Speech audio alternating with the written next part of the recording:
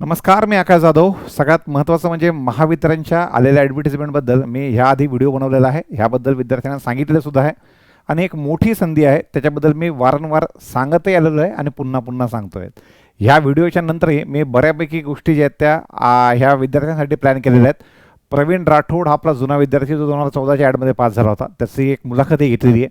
सोबत त्यांनी ज्याही इतर काही गोष्टी किंवा इतर काही एक्झाम्स दिल्या 2023मध्ये त्या एक्झामचे मेमरी बेस्ड क्वेश्चन आणणं, अकाउंटच्या सगळ्या गोष्टी करणं, कारण की मेन वेटेज त्या एक्झाममध्ये त्या विषयाला असल्यामुळं ह्या सगळ्या ॲक्टिव्हिटी आपण जे आहेत ते ह्या माध्यमातून करतो आहे, ऑफलाईन आणि ऑनलाईन बॅचच्या माध्यमातून.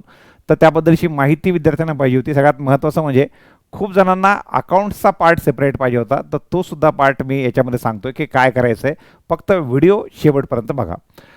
जे कॉमर्सचे विद्यार्थी आहेत त्यांना मी आधी सांगितलेलं आहे, एखादी तुमच्यासाठी 10,000 जागांसाठीची ऑल ओव्हर इंडिया एखादी ॲड आहे ना LIC सारखी, आणि महावितरणची ॲड, मी सांगेल महावितरणच्या ह्या ॲडमध्ये जास्त चान्सेस आहेत तिकडच्यापेक्षा, कारण की ह्या आपल्या हक्काच्या कॉमर्सच्या मुलाच्या जागा आहेत. तर विद्यार्थ्यांची जी डिमांड होती त्या डिमांडच्यानुसार त्यांचं म्हणणं होतं की सर फक्त अकाउंट्स वेगळे करा, पण मला फक्त अकाउंट्स वेगळे करायचं नाही.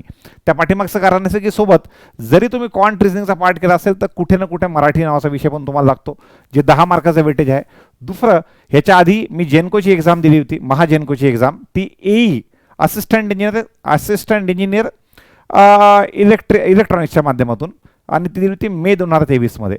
त्या ॲडमध्ये मला प्रोफेशनल नॉलेज म्हणजे जिथं तुमचं अकाउंट्स आहे त्या ठिकाणी फक्त इलेक्ट्रॉनिक्स आणि टेलिकम्युनिकेशनचा पार्ट होता, तेवढा असून आणि त्याचा टच सुटलेला असून ह्या राहिलेल्या ॲप्टिट्यूडच्या 40 मार्काच्या भरोशावर मी जवळपास सिलेक्शनच्या जवळ पोहोचलो होतो, फक्त प्रोफेशनल येत नव्हतं म्हणून. तर या 40 मार्काचं महत्त्वही तितकं जास्त आहे. तर त्यामध्ये जरी तुम्ही काही कुठे बँकिंगच्या बॅचेस केल्या असतील तर क्वांट रिझनिंग केलं असेल मराठी राहून जातं. तर त्यामुळं सध्याला मी अकाउंट्सचा पार्ट वेगळा करत नाही आहे, पण एनीहाऊ तुमच्या बॅच स्टार्टिंगचा वेळ आणि 26 जानेवारीचा वेळ हा लागून येतो आहे. म्हणून जे विद्यार्थी साधारणतः सध्या ही बॅच करतायत त्यांच्यासाठी 26 जानेवारी निमित्त आपण एक इंडिया 50 नावाचा एक कुपन कोड जनरेट केलेला आहे. त्यांना त्यानिमित्तानं ही बॅच जी आहे ती 50% डिस्काउंटमध्ये, अर्थात 1250 प्लस GSTमध्ये ही बॅच, ज्यामध्ये अकाउंटचा विषय आहे, लाईव्ह आहे आणि नंतर तो रेकॉर्डेडमध्ये मिळेल. त्यानंतर क्वांटची माझी बॅच आहे, रिझनिंग आहे आणि मराठी आहे. ह्या क्वांट, रिझनिंग आणि मराठी ही रेकॉर्डेडमध्ये मिळेल, पण जेव्हा एक्झाम समोर येईल त्यावेळेला आपण त्यातले विद्यार्थ्यांच्या डाऊटसाठी आणि बाकी सगळ्या गोष्टींचे लाईव्ह सेशनसुद्धा जे ते ऑर्गनाईज करूयात, सो दॅट विद्यार्थ्यांची एक परिपूर्ण तयारी जे त्या माध्यमातून झाली पाहिजे. आता स्टार्ट करताना विद्यार्थ्यांना लाईव्ह अकाउंटचा पार्ट आणि रेकॉर्डेडमध्ये क्वांट, रिझनिंग, मराठीचा पार्ट करायचा आहे, आणि एक्झाम जशी जवळ येईल तसे इतरही सेशन आपल्याला लाईव्हमध्ये विद्यार्थ्यांना लावता येतील. तर ह्या सगळ्या गोष्टी विद्यार्थ्यांना करायच्या आहेत. तर तुमचा असलेला जो प्रॉब्लेम आहे तो प्रॉब्लेम त्यानिमित्तानं जो तो सॉल्व्ह होईल, की वेगळं अकाउंट पाहिजे.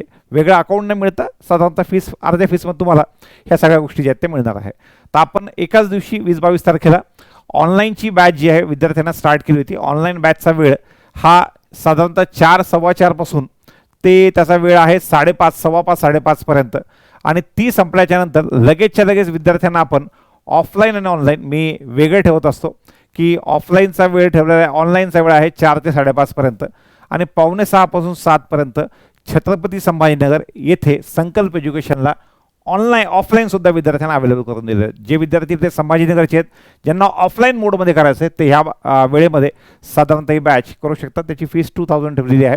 विद्यार्थी साधारणतः त्याचा सुद्धा ऑप्ट करू शकतात जे संभाजीनगरमध्ये आहेत. तर सध्या महावितरण अकाउंट्स तुम्हाला हे मी ऑनलाईनमध्ये आणि ऑफलाईनमध्ये दोन्ही मोडमध्ये जे ते उपलब्ध करून दिलेलं आहे. आता तुमचा कोणताही प्रॉब्लेम नसावा, मी अशी जे ते अपेक्षा करतो.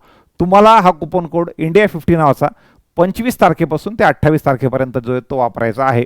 मस्त या परीक्षेस तयारी लागा, कारण की एनीहाऊ तुमचं IBPSचं एक्झामचं कॅलेंडर संपलेलं आहे किंवा संपत आलेलं आहे.